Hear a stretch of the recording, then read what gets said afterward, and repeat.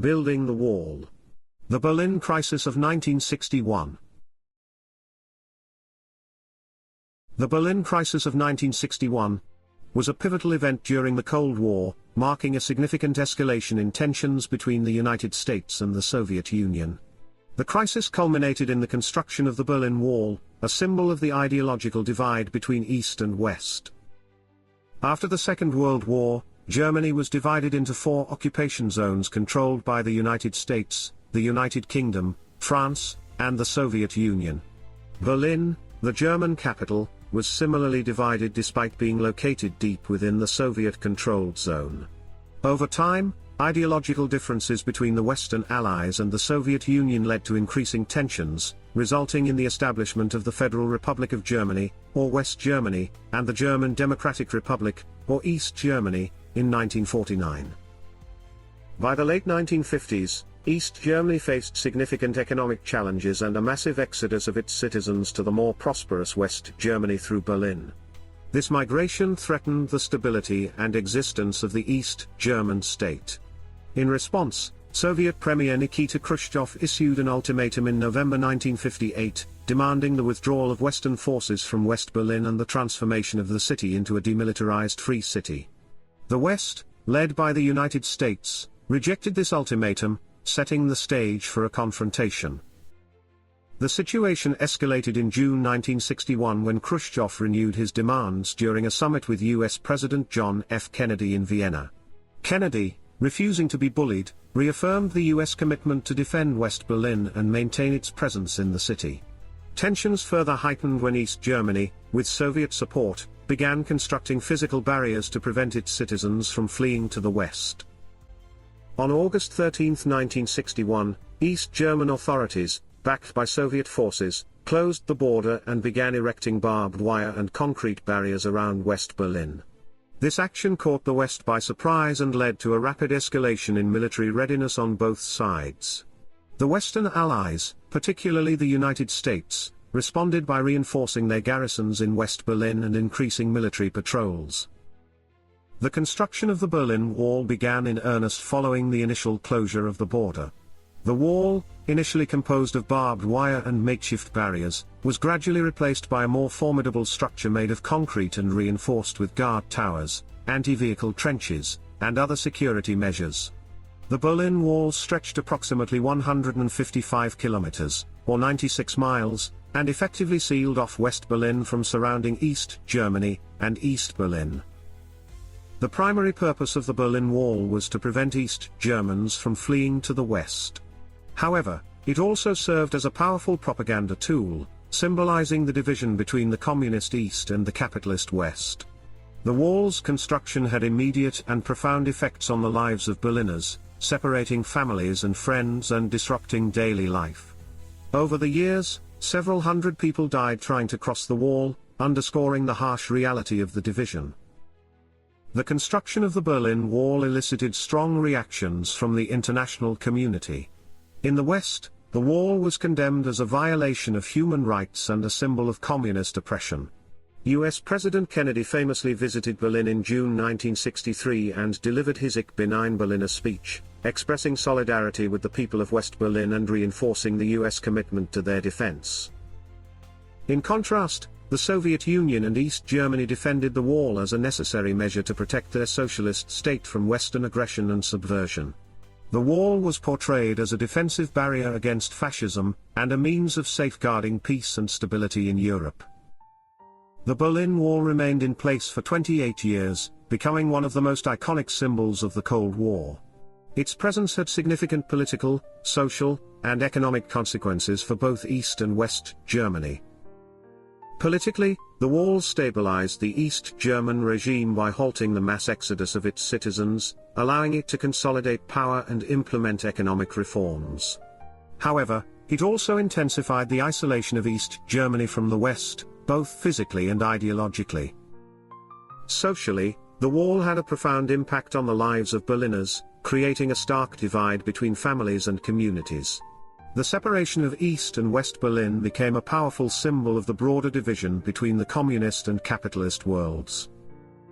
Economically, the wall contributed to the stagnation of the East German economy, which struggled to compete with the more dynamic and prosperous West. The wall also imposed significant costs on both East and West Germany, including the expense of maintaining and guarding the barrier. The Berlin Wall eventually fell on November 9, 1989, amidst a wave of democratic revolutions sweeping across Eastern Europe. The fall of the wall marked the beginning of the end for the Cold War, and led to the reunification of Germany in 1990. The events surrounding the fall of the wall were a testament to the resilience and determination of the people of East Germany, who had long yearned for freedom and reunification with their compatriots in the West. The Berlin Crisis of 1961 and the construction of the Berlin Wall were defining moments in the Cold War, symbolizing the deep ideological divide between East and West. The wall stood as a stark reminder of the costs of division and the lengths to which governments would go to maintain control. Its eventual fall, however, demonstrated the power of human aspiration for freedom and unity. The legacy of the Berlin Wall continues to resonate today as a symbol of both oppression and liberation.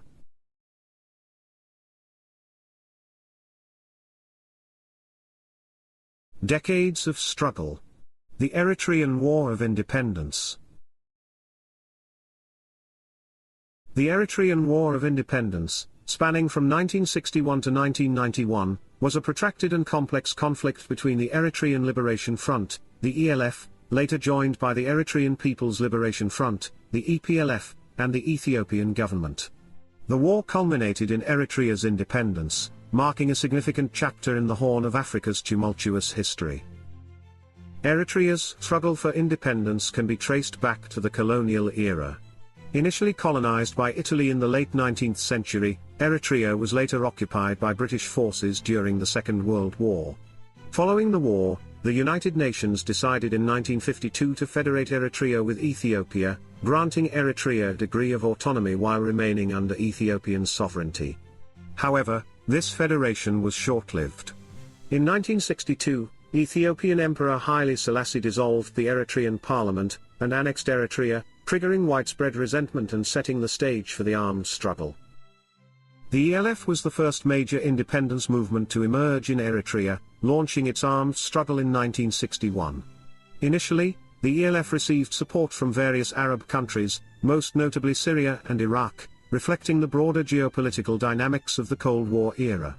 The movement drew significant support from Muslim Eritreans, particularly those from the lowland regions. By the early 1970s, internal divisions within the ELF led to the formation of the EPLF.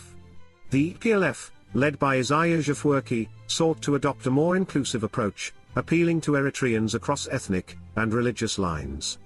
The EPLF's more structured and disciplined approach, along with its emphasis on social justice and self-reliance, gradually won it widespread support. The war can be divided into several key phases, each marked by significant battles, shifts in strategy, and changes in the regional and international context. 1. Early years. 1961 to 1974. The initial years of the conflict saw the ELF engaging in guerrilla warfare against Ethiopian forces. These early operations were relatively small-scale, focusing on hit-and-run tactics and building local support. The Ethiopian military, meanwhile, struggled to adapt to the guerrilla tactics employed by the insurgents. 2. The rise of the EPLF. 1974 to 1981. The 1974 Ethiopian Revolution, which saw the overthrow of Emperor Haile Selassie and the establishment of a Marxist-Leninist regime under the Derg, significantly altered the course of the conflict. The new Ethiopian government, led by Mengistu Haile Mariam, intensified military efforts to crush the insurgency. However, the internal purges and brutal repression of dissent by the Derg alienated many Ethiopians and Eritreans alike, driving more support towards the EPLF. During this period, the EPLF consolidated its power and expanded its operations. It established liberated zones in the northern regions of Eritrea, and began to build a parallel administration, providing education, healthcare, and other services to the local population. The EPLF's ability to govern and provide for the people under its control contrasted sharply with the repressive measures of the Ethiopian regime. 3. The tides turn. 1982 to 1988. The mid-1980s marked a turning point in the conflict. The EPLF and its ally, the Tigrayan People's Liberation Front, TPLF, coordinated their efforts against the Ethiopian government. This alliance proved to be a formidable force, enabling the insurgents to launch larger and more coordinated attacks. Internationally, the Cold War dynamics began to shift. The Soviet Union, Ethiopia's main ally, started to reduce its support as it faced its own internal challenges. This reduction in aid weakened the Ethiopian military, while the EPLF continued to receive support from various sources, including the Eritrean diaspora. 4. The Final Offensive. 1989 to 1991. The late 1980s and early 1990s saw the EPLF gain significant momentum. In 1988, the EPLF captured the strategic town of Afabet, dealing a major blow to the Ethiopian military. This victory, among others, paved the way for the final push towards independence. By 1991, the Ethiopian government was on the brink of collapse.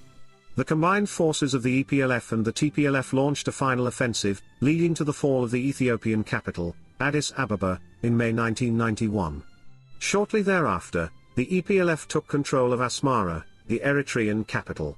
The new Ethiopian government, led by the TPLF, agreed to a referendum on Eritrean independence. In April 1993, under international supervision, Eritreans overwhelmingly voted for independence in a UN-sponsored referendum. On May 24, 1993, Eritrea officially declared independence, bringing an end to a 30-year-long struggle. The Eritrean War of Independence left an indelible mark on the region. The prolonged conflict resulted in significant loss of life, widespread displacement, and the destruction of infrastructure. However, it also fostered a strong sense of national identity and unity among Eritreans. The newly independent Eritrea faced numerous challenges, including rebuilding its economy and infrastructure, establishing effective governance, and navigating regional and international politics. The legacy of the war also influenced Eritrea's relations with Ethiopia, leading to a border conflict in the late 1990s. The Eritrean War of Independence was a defining conflict in the Horn of Africa, shaped by internal dynamics, regional politics, and global geopolitical shifts. The successful struggle for independence demonstrated the resilience and determination of the Eritrean people. However, the war's aftermath highlighted the complexities of achieving lasting peace and development in a region marked by historical grievances and ongoing tensions.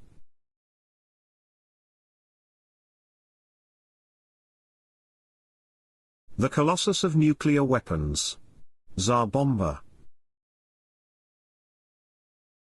The Cold War era was marked by an intense arms race between the United States and the Soviet Union, each striving to outdo the other in terms of military might and technological advancements. One of the most dramatic manifestations of this competition was the development and testing of nuclear weapons. Among these, the Soviet Union's Tsar Bomba stands out as the largest and most powerful nuclear weapon ever detonated. Tsar Bomba, officially designated as RDS-220 by the Soviet Union, was developed in 1961 during the height of the Cold War. The bomb was a product of the Soviet nuclear weapons program under the leadership of physicist Andrei Sakharov. The design of Tsar Bomba was based on a three-stage hydrogen bomb configuration. Initially, it was intended to have a yield of 100 megatons of TNT, but this was later scaled down to 50 megatons to reduce the amount of radioactive fallout and to ensure the safety of the delivery aircraft. The bomb measured 8 meters in length and 2.1 meters in diameter, weighing approximately 27 metric tons.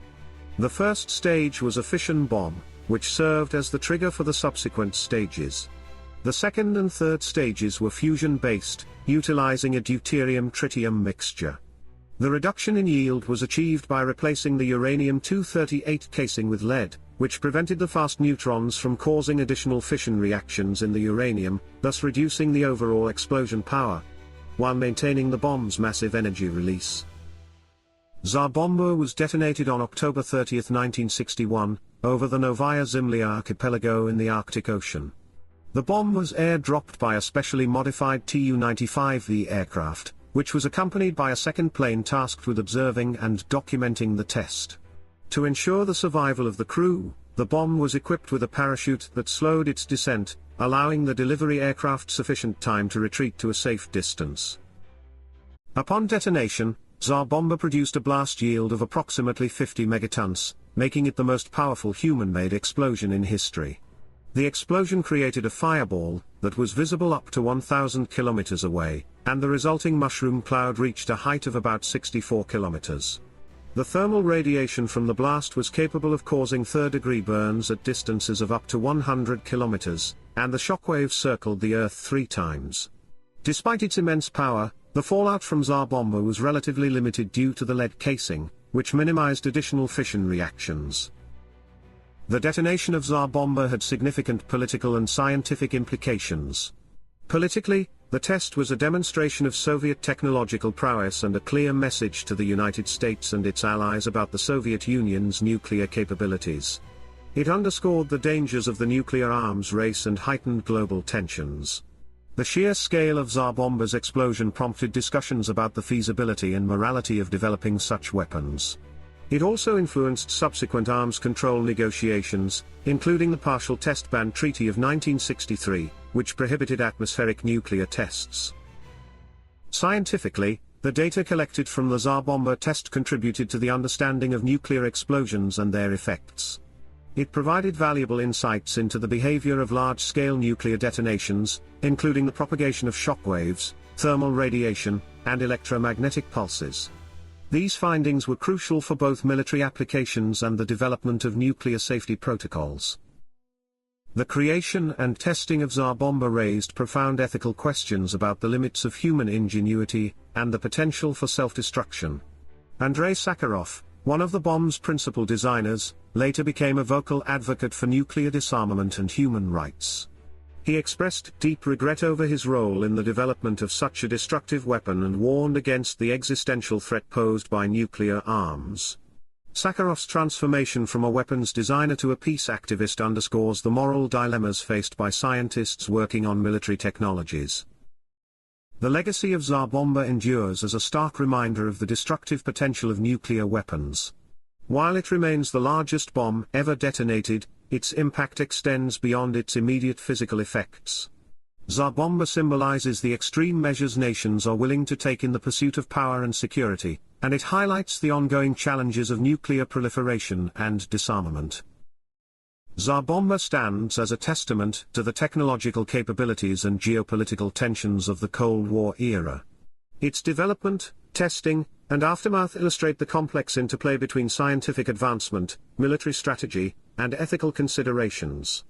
As the most powerful nuclear weapon ever detonated, Tsar Bomba serves as a potent symbol of the need for responsible stewardship of nuclear technology and the importance of international efforts to prevent the proliferation of weapons of mass destruction.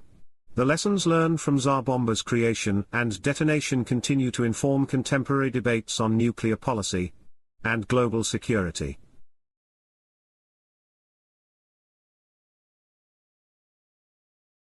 Operation Trikora. A turning point in Indonesian-Dutch relations. Operation Trikora was a pivotal military and political campaign conducted by Indonesia in the early 1960s aimed at wresting control of Western New Guinea, also known as West Irian, from the Netherlands. The operation was part of a broader struggle during the decolonization period post-World War II, where newly independent states sought to reclaim territories still under colonial rule. Operation Trikora stemmed from the complex colonial history of Indonesia and the Netherlands. After the Second World War, Indonesia declared its independence from Dutch colonial rule in 1945, which led to a series of conflicts culminating in Dutch recognition of Indonesian sovereignty in 1949. However, the status of Western New Guinea remained contentious. The Netherlands retained control over the territory, arguing that its indigenous Melanesian population was ethnically distinct from Indonesians and thus, should not be included in the newly formed Indonesian state. President Sukarno of Indonesia, however, viewed Western New Guinea as an integral part of the Indonesian archipelago. He was determined to incorporate it into Indonesia, seeing it as unfinished business of the Indonesian national revolution. Sukarno's stance was also influenced by domestic political considerations. As a leader of a young and diverse nation, he needed to bolster national unity and assert Indonesia's sovereignty and territorial integrity.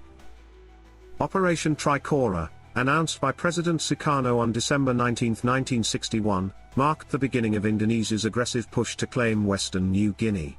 The operation's objectives were threefold: to infiltrate and occupy key areas in the territory, to conduct military operations to weaken Dutch control, and to galvanize international support for Indonesia's claim. Indonesia's military strategy involved a combination of airborne and naval operations. The Indonesian Air Force, equipped with Soviet-made aircraft, played a crucial role in the campaign. Paratroopers were deployed to infiltrate Dutch-controlled areas, while the Indonesian Navy attempted to blockade and isolate the territory. The Indonesian government also sought to leverage international diplomatic channels. Sukarno's administration garnered support from the Soviet Union and other Eastern Bloc countries, framing the struggle as part of the broader anti-colonial movement. This support was crucial in countering the influence of the Netherlands, which was backed by the United States and other Western allies. Despite Indonesia's efforts, the Dutch forces, bolstered by advanced military technology and a well-entrenched presence, managed to resist Indonesian incursions effectively. The situation escalated into a potential flashpoint for a larger international conflict, drawing in Cold War superpowers on both sides. Realizing the dangers of a protracted conflict, the United States intervened diplomatically. Under the auspices of the United Nations, negotiations between Indonesia and the Netherlands were facilitated. The result was the New York Agreement, signed on August 15, 1962. The agreement stipulated that the administration of Western New Guinea would be transferred to a United Nations Temporary Executive Authority, UNTA, which would then transfer control to Indonesia after a transitional period. One critical provision of the agreement was the promise of an act of free choice, a plebiscite to determine the will of the indigenous population regarding integration with Indonesia. This clause was intended to address international concerns about the legitimacy of Indonesia's claim and the principle of self-determination. The implementation of the New York Agreement proceeded as planned, and on May 1, 1963, Indonesia assumed administrative control over Western New Guinea. However, the subsequent act of free choice conducted in 1969 was widely criticized. Instead of a one-person one-vote referendum, approximately 1,025 hand-picked representatives were coerced into voting for integration with Indonesia. This process was deemed by many international observers as lacking legitimacy and was seen as a sham orchestrated by the Indonesian government. Operation Trikora had significant and lasting impacts on Indonesia and the broader region. For Indonesia, the successful integration of Western New Guinea was a major political victory for Sukarno, and solidified his legacy as a staunch anti-colonial leader. It also strengthened Indonesia's territorial integrity, albeit at the cost of international criticism regarding the methods employed. For the indigenous population of Western New Guinea, the operation and its aftermath marked the beginning of a long and troubled relationship with the Indonesian state.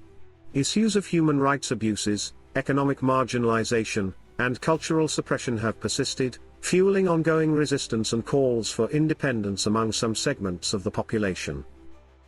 Operation Trikora was a defining moment in the post-colonial history of Southeast Asia, illustrating the complex interplay of nationalistic aspirations, colonial legacies, and Cold War geopolitics.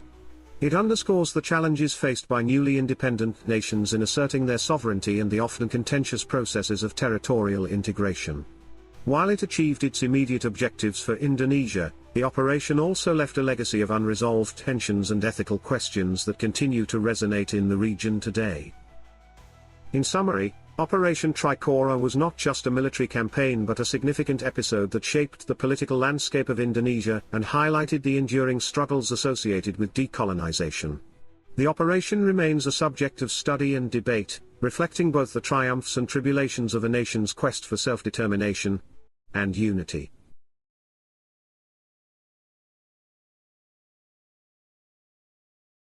Reaching for the Stars. NASA's Friendship 7 mission. The Friendship 7 mission, officially designated Mercury Atlas 6, was a significant milestone in the United States' space exploration efforts. This mission, which took place on February 20, 1962, saw astronaut John Glenn become the first American to orbit the Earth, making 3 orbits in the spacecraft Friendship 7. This historic flight marked a pivotal moment in the space race and demonstrated the United States' growing capabilities in space exploration. The Friendship 7 mission was part of NASA's Project Mercury, which aimed to put an American astronaut into orbit and return them safely to Earth. The mission followed a series of suborbital flights that tested various aspects of the Mercury spacecraft and launch vehicle. John Glenn, a decorated Marine Corps pilot and one of NASA's original 7 astronauts, was chosen for this critical mission due to his experience, skill, and determination. Extensive preparations were made for the mission, involving rigorous training for Glenn and meticulous checks of the spacecraft and launch vehicle. The spacecraft, named Friendship 7 by Glenn, was a cone-shaped capsule designed to protect the astronaut from the harsh environment of space and ensure a safe re-entry into Earth's atmosphere. The launch vehicle was an Atlas LV-3B rocket, a modified version of the missile used by the Air Force. The launch of Friendship 7 took place at Cape Canaveral, Florida, from Launch Complex 14.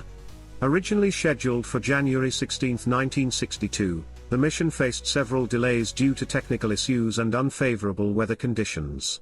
Finally, on February 20, 1962, the mission was given the green light. The Atlas rocket lifted off at 9:47 a.m. Eastern Standard Time, carrying John Glenn and the Friendship 7 spacecraft into space. The ascent phase of the mission went smoothly, with the Atlas rocket performing as expected. The rocket's first stage separated as planned, and the second stage continued to propel the spacecraft toward orbit. Approximately 5 minutes after liftoff, the spacecraft achieved orbit, and Glenn reported that he was in good condition and ready to begin the orbital phase of the mission. During the orbital phase, Friendship 7 completed 3 orbits around the Earth, each taking about 88 minutes.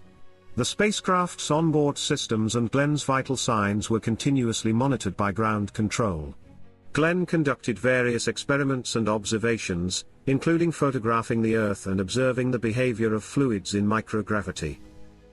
One of the most memorable moments of the mission occurred during the first orbit, when Glenn witnessed a phenomenon he described as fireflies outside the spacecraft. These glowing particles were later determined to be small ice crystals illuminated by sunlight, shed from the spacecraft's cooling system. Despite initial concerns, the phenomenon was not dangerous and provided valuable insights into the behavior of materials in space. Throughout the mission, Glenn maintained constant communication with ground control, providing updates on his condition and the status of the spacecraft. He also used a handheld camera to take photographs of the Earth, capturing stunning images of the planet's surface from space. As Friendship 7 neared the end of its 3rd orbit, a critical issue arose. An indicator suggested that the spacecraft's heat shield, essential for protecting Glenn during re-entry, might have become loose. If true, this could have led to the destruction of the spacecraft upon re-entry into the Earth's atmosphere. Ground control decided to leave the retro pack, a package of small rockets used to slow the spacecraft for re-entry, attached to the heat shield to help hold it in place. Despite the uncertainty, Glenn remained calm and followed the re-entry procedures. As the spacecraft re-entered the atmosphere, Glenn experienced intense heat and deceleration forces. The retro pack burned away as expected, and the heat shield held in place, allowing the spacecraft to slow down and descend safely. Friendship 7 splashed down in the Atlantic Ocean, approximately 800 miles southeast of Cape Canaveral, after a flight lasting 4 hours, 55 minutes, and 23 seconds. Recovery forces, including helicopters and ships from the USS Noah, quickly located and retrieved Glenn and the spacecraft. Glenn was in good health and spirits, having successfully completed the mission. He was hailed as a national hero, and the success of Friendship 7 was celebrated across the United States and around the world. The Friendship 7 mission was a monumental achievement for NASA and the United States, demonstrating that America could compete with the Soviet Union in space exploration. It provided valuable data on human performance and spacecraft systems in orbit, paving the way for future manned space missions.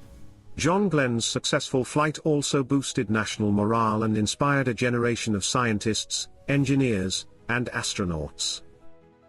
In the years following the mission, John Glenn continued to play an influential role in the space program and public service. He later became a U.S. Senator and, in 1998, returned to space at the age of 77 on the Space Shuttle Discovery, becoming the oldest person to fly in space. The Friendship 7 spacecraft is now displayed at the Smithsonian National Air and Space Museum in Washington, D.C., where it serves as a testament to the courage and determination of those who contributed to the success of the mission. The legacy of Friendship 7 continues to inspire and remind us of the incredible achievements that can be realized through ingenuity, perseverance, and the spirit of exploration. In conclusion, NASA's Friendship 7 mission was a landmark event in the history of space exploration. It showcased America's capabilities, advanced our understanding of human spaceflight, and set the stage for future missions that would eventually lead to the moon landings and beyond. The mission remains a symbol of human ambition and the quest to explore the unknown, inspiring future generations to reach for the stars.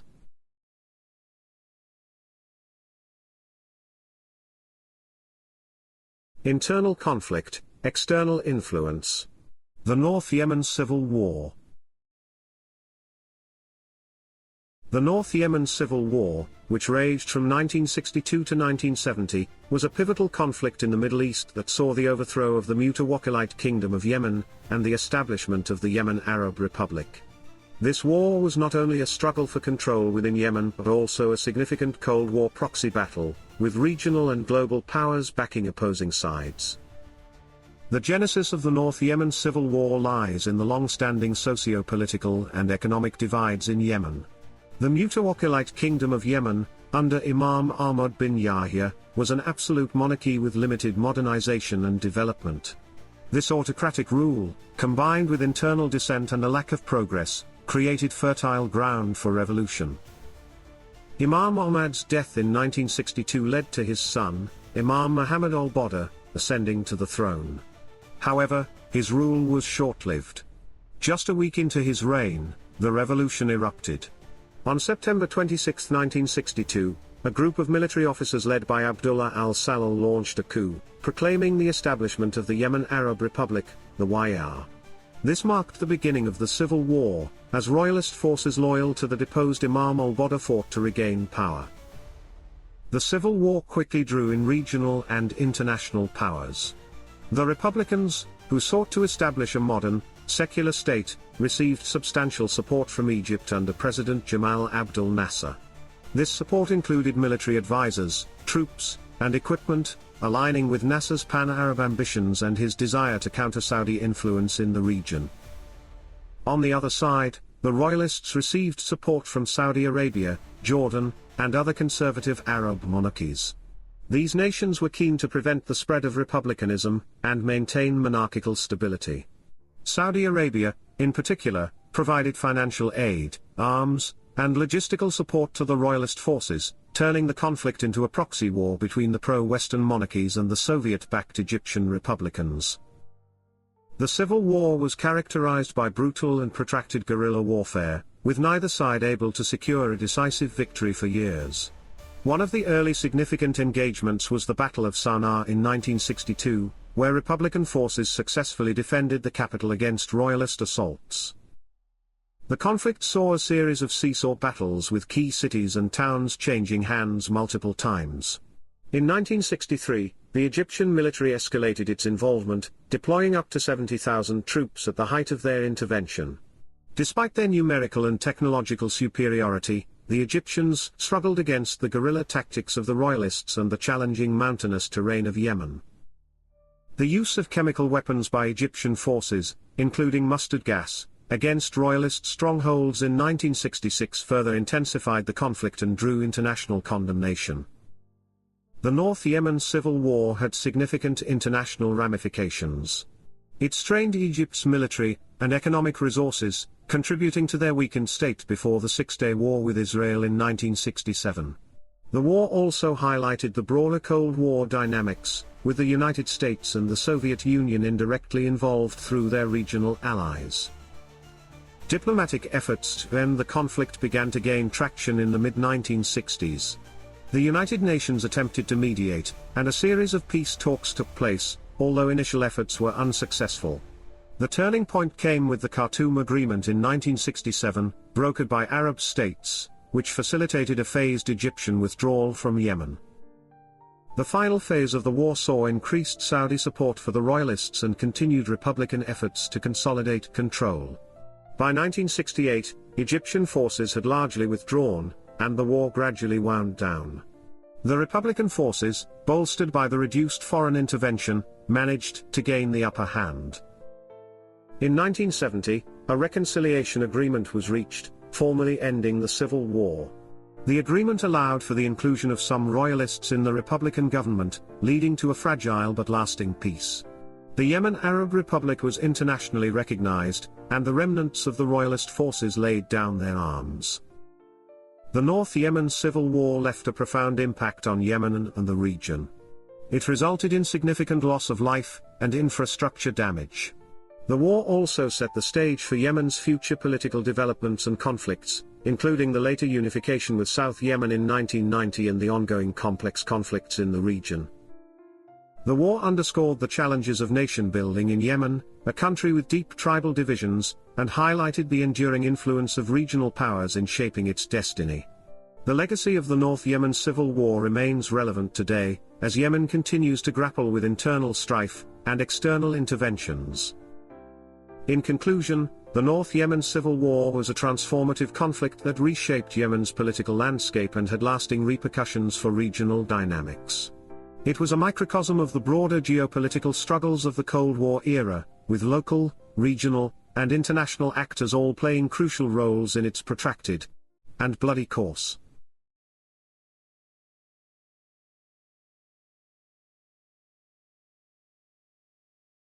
In the next chapter, we will cover the Cuban Missile Crisis, as well as the Ramadan Revolution in Iraq, and the establishment of the Moscow-Washington Hotline.